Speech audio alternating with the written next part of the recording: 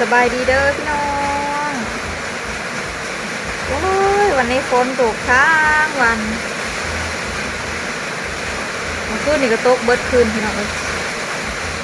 มั่วบ่ได้ออกแต่ฟอกเลยเพราะว่าฝนตกเบิดมือพี่น้องฝนตกลินเมื่อคืนเนี่ยก็ตกเบิดคืนตอนนี้ก็ยังตกอยู่พี่น้องต้องพอแล้วขึ้นกวาดเครื่องให้งัวแต่เศร้าขึ้น2 เถื่อเลยขึ้นคอกเครื่องพี่น้อง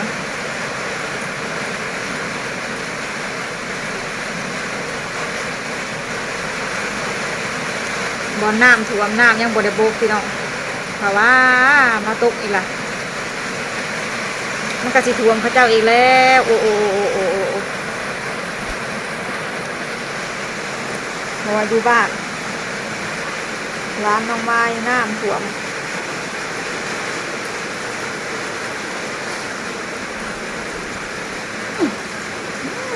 น้องพ่อนี่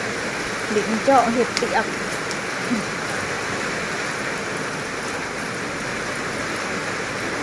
อยู่อันเมืองซนพี่น้องเอ้ยอยู่บอนอันพี่น้องไม้นี่แหละไปเอาเมียอยู่เมืองซนน้ำท่วมฮักก็ได้2 ถีดปลายแล้วพี่น้องน้ำนะยังบ่ได้ลงฝนผัดมาอีกแล้วท่วมขึ้นไปอีกพี่น้องเอ้ยน้ำก็เพิ่มขึ้นอีกบัดนี้เพิ่มขึ้นเรื่อยๆบ่มียามบกบ่มียามลงพี่น้องเอ้ยน้ำท่วมมันลำบากแท้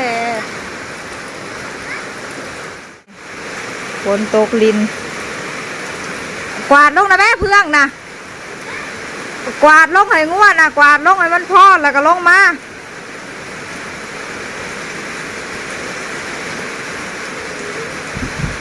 กวาดเพื่องลงมาชูไปคืนไปลินอยู่นะชูกวาดลงมาให้มันพอนะชูสี่ขั้นแหละ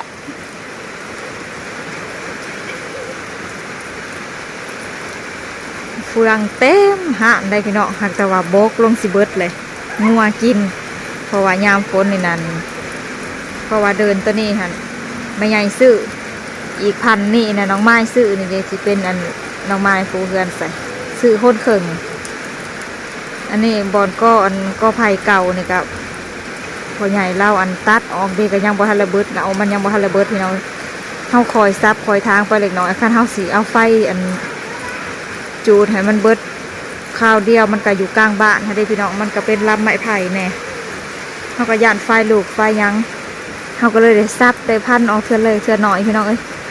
มันหักกับสิแปนไปดอกพอใหญ่เราก็ซื้อเห็ดคอกเฟืองเราบอนไหวงัวน้องไม้ก็เอาไว้น้ำกันนี่แหละพี่น้องเอาไว้น้ำกันนี่ละพูน2 สุพรรณบนนี้คืนดินคอกเฟืองบนนี้นะน้องพรกับเอ้ยลูกป้าคนมานอนบ้านพี่น้องเอ้ยมาลิ้นน้ำนองนี่พากันแทนอย่าขึ้นลิ้นคอกเฟืองพี่น้องเอ้ยก็ลงมาให้แล้วก็บ่แล้วพากันขึ้นไปลิ้นอีกฝนลิ้นพี่น้องเอ้ยนี่อันนี้เพื่อนป่าออกมา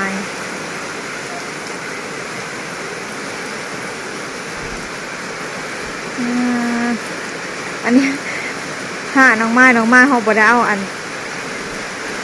เอาฟ้าปิดนี่ขึ้นพี่น้องน้องไม้เอาขึ้นน้อยหนึ่งมันจะเป็นงับขึ้นงับลงแบบนี้แต่ว่าน้องไม้บ่ได้เอาขึ้นสุดเพราะว่าฝนมันพ้ามันบ่มีหนาเกยเลยพี่น้องอันนี้ก็สิเป็นเดิน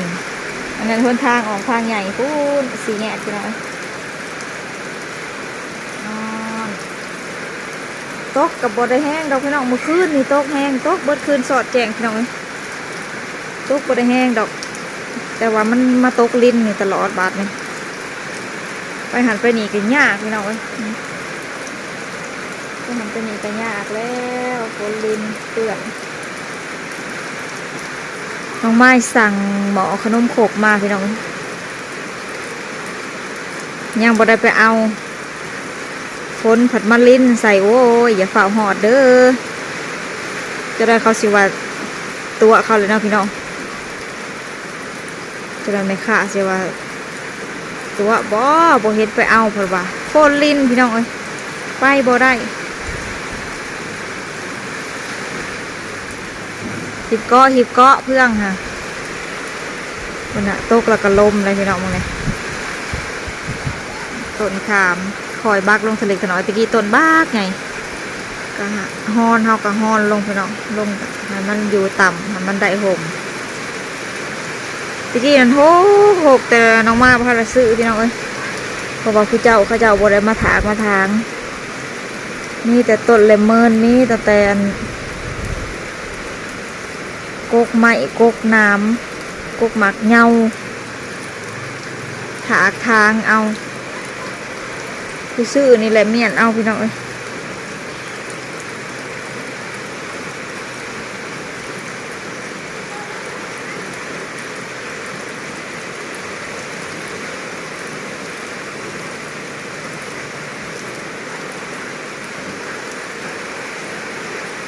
ฝนตกตลอดเล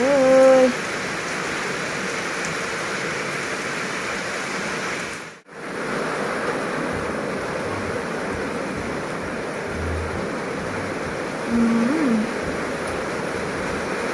หัวกระซะมากับโบเดวีโบเดมาดพี่น้องเอ้ยอ้าวมันหนีที่เผื่อเป็นงอร้องคล้องแทนจะประขาดคดีปาดผมอันปาดจะเห็ดร่อนมากพี่น้องขาดอันดีมีไว้ละป้านเขาไปเห็ดร่อนมา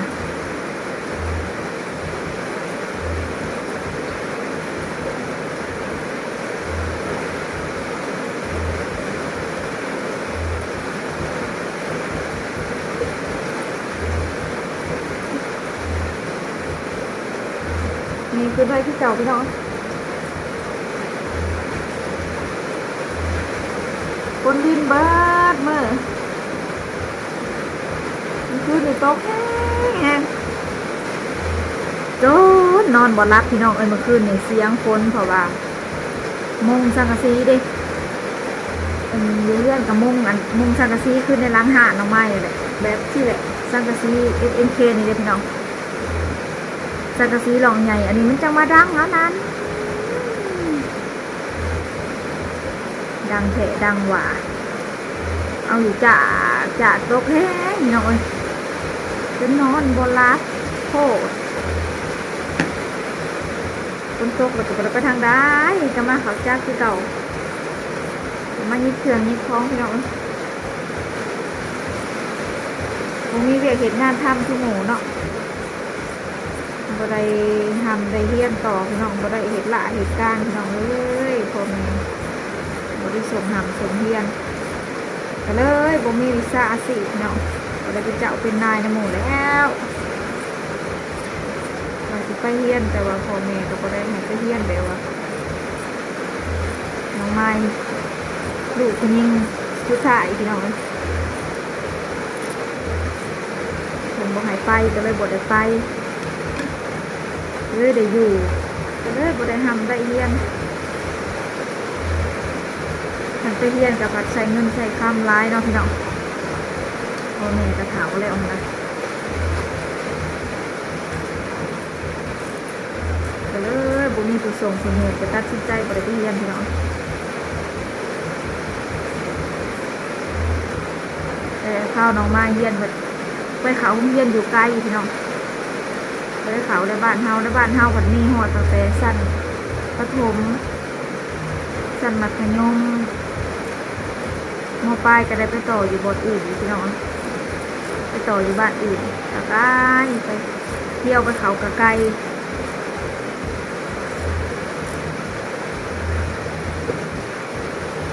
ก็เลยบ่ได้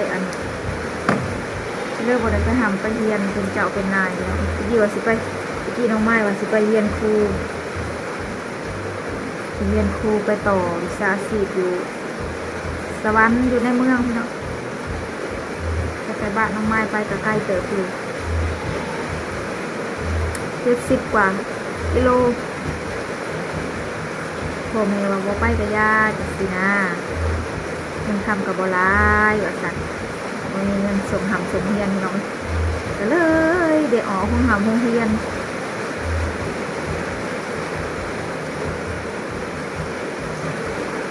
ครอบครัวเฮาก็ขาดเคินแหน่พ่อแม่เพิ่นก็เฒ่าเพิ่นก็บ่ให้ไปพี่น้องเอ้ยเฮาก็เลยบ่ได้ไป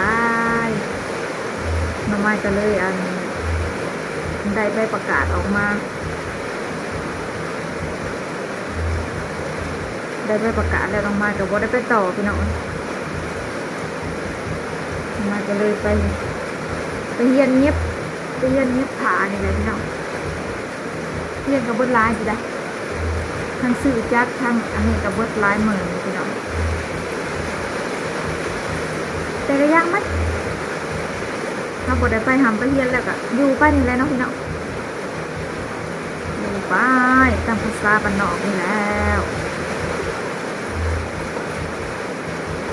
หาสาวกินขำพี่น้องเอ้ยอยู่ก็แบบสิแหละ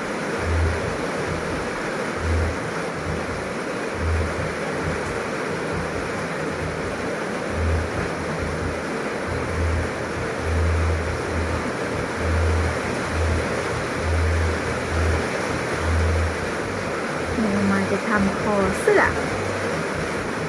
นี่ข้อจังสีได้พี่น้องมันก็จะประมาณนี้อันนี้อาจจะเป็นคอเจ๊กบาดน้ำมาคอเจ๊กนี่มันทำมาติดกันมันก็เป็นประมาณนี้เป็นคอเจ๊กจังสีพี่น้องเป็นทำก็ไปเข้าคอเสื้อกันก่อนเป็นตัวพี่น้อง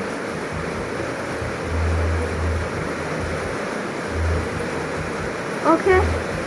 พอกันใหม่คลิปหน้าสำหรับคลิปนี้กันน้องไม้ขอจบคลิปไปสนิทก่อนเด้อฝากพี่ฝากน้องกดไลค์กดแชร์กดติดตามช่องน้องไม้กันแล้วกันเด้อเพื่อเป็นกำลังใจทำคลิปต่อไปเนาะจ้าพี่น้องสบายดีจ้า